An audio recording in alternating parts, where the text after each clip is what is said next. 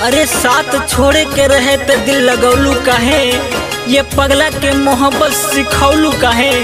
जब जाए के रहे दिल तोड़ के तब ये जिंदगी में ऐलू काहे।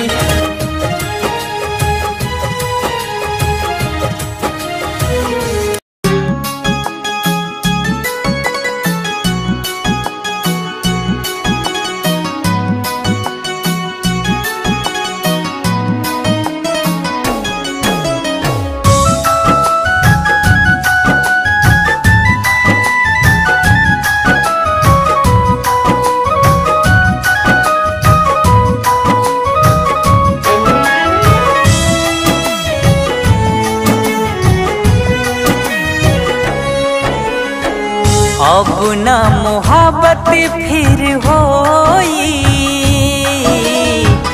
नैना भल के तनो रोई। अब ना मोहब्बत फिर होई, नैना भल के तनो रोई। फिर दिल लगावाला से दिल घबराता, तोड़ा ले दिल जब से कोई। अब ना मोहब्बत फिर होई, नैना भल के तनो रोई। अब ना मोहब्बत फिर होई, नैना भल के तनो रोई।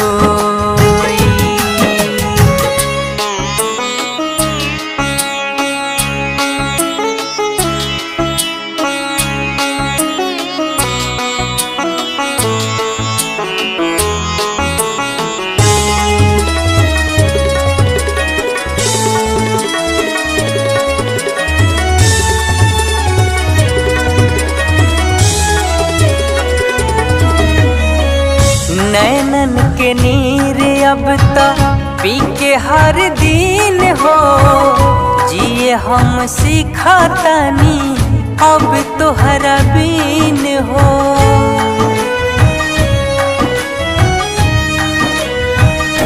नैनन के नीर अब तो पी के हर दिन हो, जिए हम सिखातानी अब तोहरा बिन हो। याद जवन तोहर हमके दुख देही, याद उ देव मन से धोई है। अब ना मोहब्बत फिर होई, नैना भल के तनो रोई। अब ना मोहब्बत फिर होई, नैना भल के तनो रोई।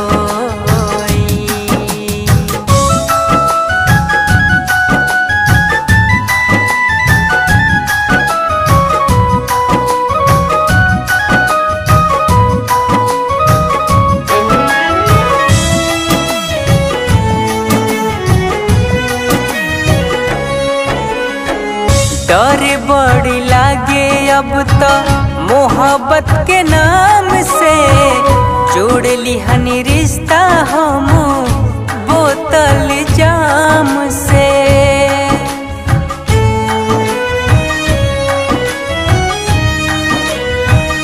डर बड़ी लागे अब तो मोहब्बत के नाम से, जोड़ लिहनी रिश्ता हम बोतल जाम से। अखिया के ख्वाब टूटल छूटल मन मीत हो, अब न हवे हमार कोई है। अब न मोहब्बत फिर होई, नैना भल के तनो रोई। अब ना मोहब्बत फिर होई, नैना भल के तनो रोई। अब ना मोहब्बत फिर होई।